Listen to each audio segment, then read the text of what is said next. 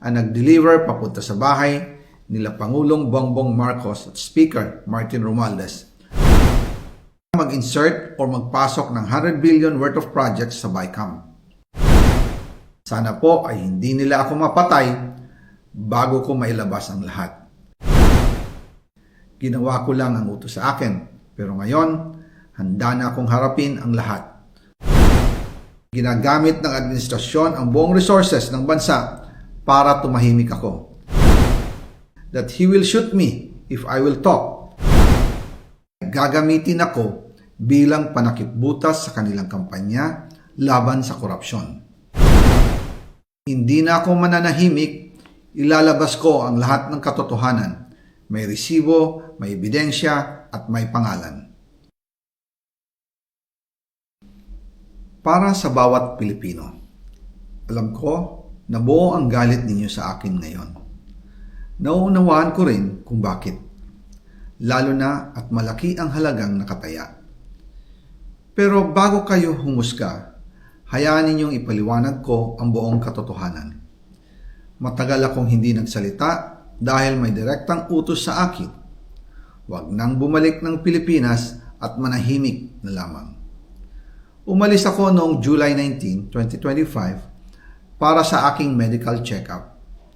Nakaplanong bumalik pagkatapos ng SONA ni Pangulo.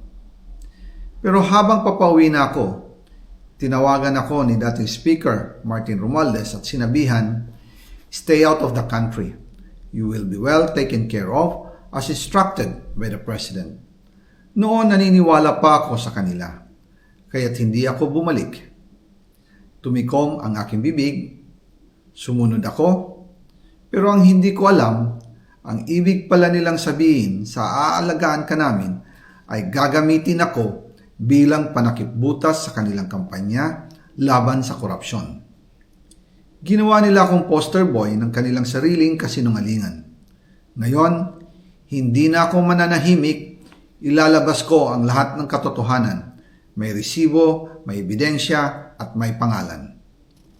Nagsimula ito nung tumawag si Sekmina Pangandaman sa akin nung nag-umpisa ang BICAM process last year, 2024. Ang sabi niya, katatapos lang ng meeting nila ni Pangulo at may instructions na mag-insert o magpasok ng 100 billion worth of projects sa BICAM.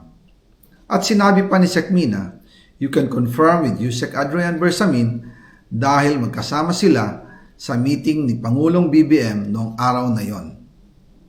Tinawagan ko po agad si Yusek Adrian Bersamin at tinanong ko kung may instruction nga ba ang Pangulo na magpasok ng 100 billion during their meeting. Ang sabi niya ay totoo nga po.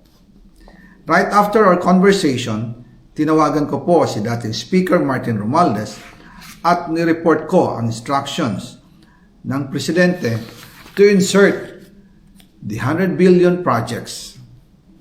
At sinabi niya sa akin, what the President wants, he gets.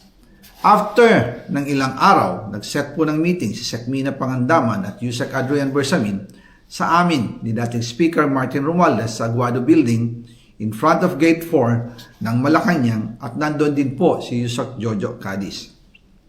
During the meeting, binigay po ni Yusek Adrian Bersamin ang listahan na worth 100 billion.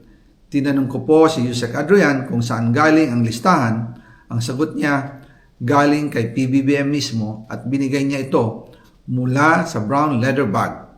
Nung sinabi po ni Yusek Adrian Bersamin yung brown leather bag, naalala ko noong nasa Singapore kami right after the elections of May 2022 sa Hilton Hotel, kami ni dating Speaker Martin and PBBM habang pauwi at pabalik ng Pilipinas, hinabol ng PSG ang brown leather bag at ang sabi ni PBBM, maiwan na lahat, wag lang ang brown leather bag. Kaya naniwala ako na utos talaga ito ng Pangulo.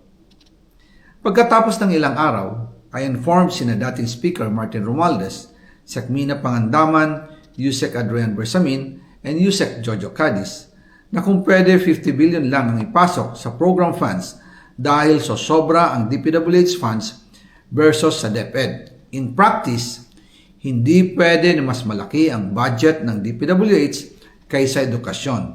And yung balance na 50 billion, ilagay na lang sa unprogrammed funds for the 2025 budget dahil Office of the President din ang nagre-release ng lahat ng unprogrammed funds. Pagkatapos ng isang araw, tinawagan ako ni Sec Mina at sinabi ang mensahe ng Pangulo. Ipasok ninyo yan dahil pinangako na sa akin ni Speaker Martin yan at hindi na pwedeng baguhin. Kumbaga, ang utos ng hari hindi pwedeng mabali. Again, I informed the Speaker and asked clearance about the instructions ng Pangulo. At ang sabi niya, wala tayong magagawa. Kaya po nagtataka ako kung bakit sinasabi ni Pangulo na hindi niya makilala ang budget, samantalang lahat na binawas at dinagdag sa mga ahensya ng gobyerno ay humihingi ng approval sa kanya si Sec Mina Pangandaman.